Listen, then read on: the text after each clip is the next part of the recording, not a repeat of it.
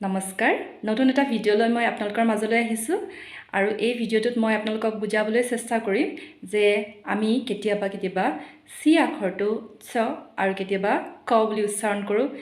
তেনেকৈ জি আখৰটো গ আৰু কেতিয়াবা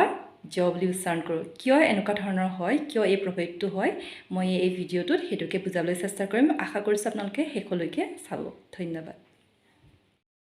আমি সফট আৰু হাৰ্ড সাউন্ডৰ বিষয়ে শিকিবলৈ যাম তেতিয়া আমাক এই তিনিটা লেটাৰ অত্যন্ত প্ৰয়োজন হ'ব আই ই আৰু ওয়াই আই ই ভাৱেল আৰু ওয়াই হৈছে সেমি ভাৱেল এটা সফট আৰু হাৰ্ড সাউন্ড কি সফট আৰু হাৰ্ড সাউন্ড বেলেগ একো নহয় যেতিয়া আমি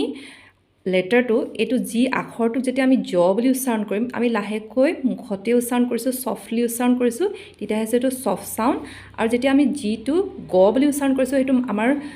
উচ্চাৰণটো আমাৰ ডিঙিলৈকে বিয়পি গৈছে আপোনালোকে হাতখনে ডিঙিটো চুই চাব পাৰে গ বুলি যেতিয়া আমি কৈছোঁ তো এইটো হৈছে হাৰ্ড সাউণ্ড যিহেতু আমি এতিয়া আমাৰ ৰিজনেল লেংগুৱেজত যেতিয়া আমি শিকি থাকিম বা হিন্দীত শিকি থাকিম যি আমি জ উচ্চাৰণ কৰিব লাগে বুলি জ আখৰটো লিখি দিছোঁ যি আমি গ উচ্চাৰণ কৰিব লাগে বুলি গ আখৰটো লিখিছোঁ কিন্তু এই সুবিধাটো ইংৰাজীত যিহেতু নাই সেইকাৰণে তেওঁলোকে সফট আৰু হাৰ্ড এই ৱৰ্ড দুটাই ব্যৱহাৰ কৰিছে এতিয়া জি লেটাৰটোক জি আখৰটোক আমি জ বুলি কেতিয়া উচ্চাৰণ কৰিম জি আখৰটোক আমি জ বুলি উচ্চাৰণ কৰিম যেতিয়া জি আখৰটো পিছপিনে আই ই আৰু ওয়াই এই লেটাৰকেইটা থাকিব উদাহৰণস্বৰূপে G I G rough giant as আমি এগ বুলি কোৱা নাই as engine energy G Y G digital বুলি কোৱা নাই জিঞ্জাৰ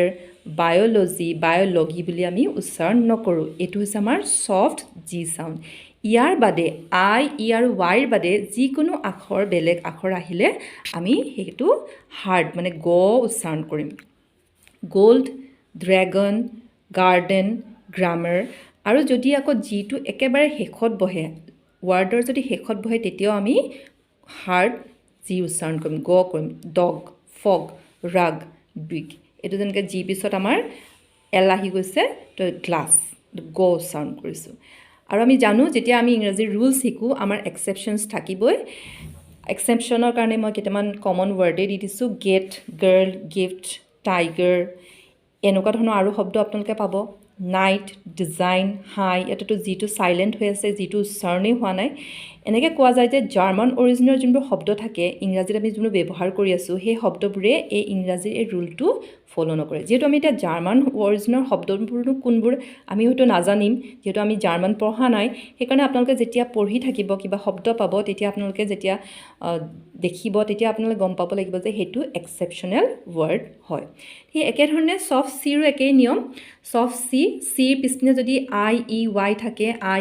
থাকে তেতিয়া আমি চ উচ্চাৰণ কৰিম চিটি চেণ্ট চাৰ্কাছ আপোনালোকে এই শব্দটোতে চাব পাৰে চি আই কোৱাৰ কাৰণে কৈছোঁ আৰু চি ইউ আছে সেইটো কাৰণে মানে ক কৈছোঁ এইটো চাৰ্কাছ কৈছোঁ আইচ চাই এইটো চ কৈছোঁ এইটো এল থকাৰ কাৰণে ক কৈছোঁ চাইকেল চাৰ্কল এনেকুৱা ধৰণে আমি উচ্চাৰণ কৰোঁ আৰু হাৰ্ড চি মানে ক উচ্চাৰণ কৰোঁ কেতিয়া কেট কাম কোট ক্লিন কেয়াৰ ক্লাব এইবোৰৰ পিছপিনে আই ই আৰু ওয়াই ব্যৱহাৰ হৈ থকা নাই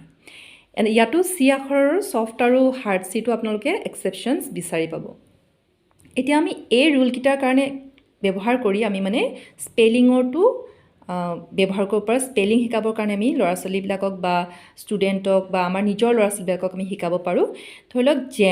জেম শব্দটো আমি দিছোঁ ডিক্টেশ্যন লিখিবৰ কাৰণে তেওঁলোকে লিখিছে GAM কাৰণ জিটোক আমি জ বুলি কয় বুলিও কৈছোঁ শিকাইছোঁ তেতিয়া আমি ক'ব পাৰিব লাগিব যে জিটো